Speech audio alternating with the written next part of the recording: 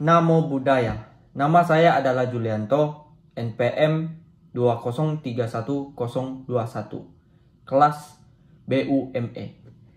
Di sini saya akan membahas tentang proyek akhir perkuliahan saya atau UAS. Saya di sini membahas kemiskinan. Latar belakang masalah. Kemiskinan adalah keadaan di mana terjadi kekurangan hal-hal yang biasa untuk dipunyai seperti makanan, pakaian, tempat berlindung, dan air bersih. Hal-hal ini berhubung erat dengan kualitas hidup. Kemiskinan kadang juga berarti tidak adanya akses terhadap pendidikan dan pekerjaan yang mampu mengatasi masalah kemiskinan dan dapat kehormatan yang layak sebagai warga negara. Penyebab kemiskinan. Pertama, individual explanation, yaitu kemiskinan cenderung diakibatkan oleh karakteristik orang miskin itu sendiri. Karakteristik yang dimaksud seperti malas dan kurang sungguh-sungguh dalam segala hal, termasuk dalam bekerja. 2. Family exclusion, yaitu kemiskinan lebih disebabkan oleh faktor keturunan. Tingkat pendidikan orang tua yang rendah telah membawa dia ke dalam kemiskinan. Akibatnya, ia juga tidak mampu memberi pendidikan yang layak kepada anaknya, sehingga anaknya juga akan jatuh pada kemiskinan. Demikian secara terus-menerus dan turun-temurun. 3. Cultural extension, yaitu kemiskinan dapat disebabkan oleh kultur, kebiasaan adat istiadat, atau akibat karakteristik perilaku lingkungan. Misalnya, kebiasaan bekerja dalam kaum perempuan, kebiasaan yang enggak untuk bekerja keras dan menerima apa adanya. Faktor kemiskinan. Pertama, rendahnya kualitas angkatan kerja. 2. Akses yang sulit dan terbatas terhadap kepemilikan modal. 3. Rendahnya tingkat penguasa teknologi. 4. Penggunaan sumber daya yang tidak efisien. 5. Pertumbuhan penduduk yang sangat tinggi. Cara mengatasi kemiskinan. Upaya yang perlu dilakukan pemerintah untuk mengatasi kemiskinan. Pertama, menciptakan lapangan kerja yang mampu menyerap banyaknya tenaga kerja sehingga mengurangi pengangguran. 2.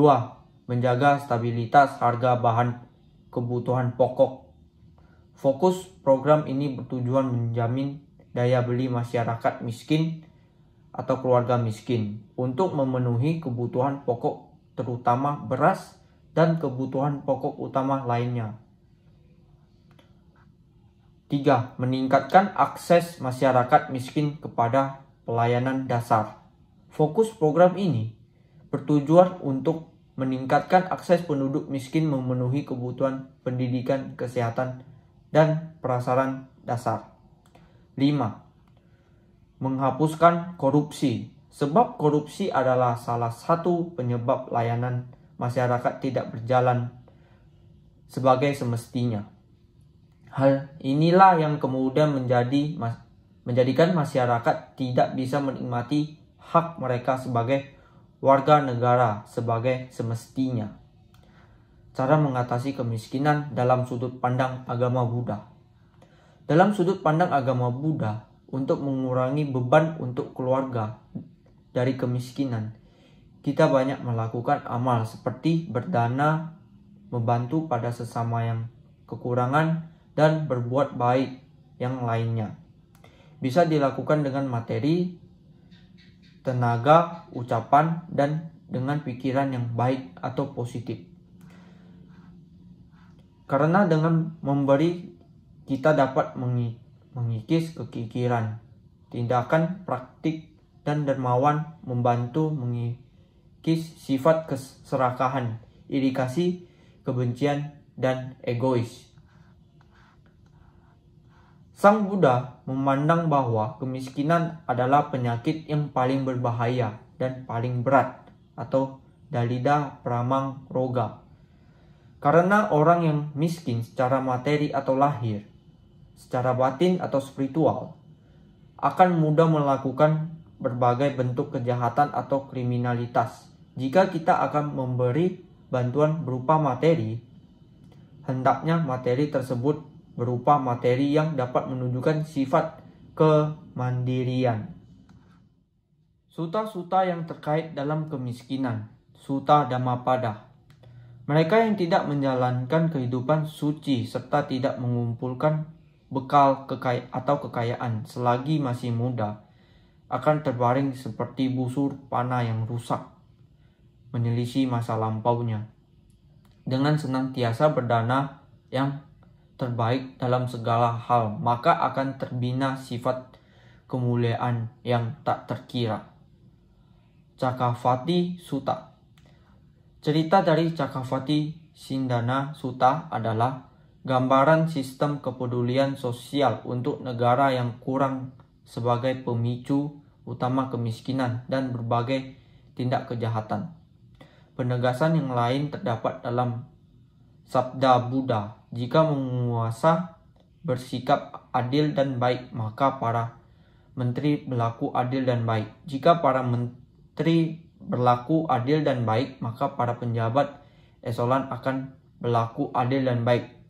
Jika para penjabat eselan akan berlaku adil dan baik, maka para bawaan bersikap adil dan baik. Jika para bawaan bersikap adil dan baik, maka rakyat menjadi adil dan baik.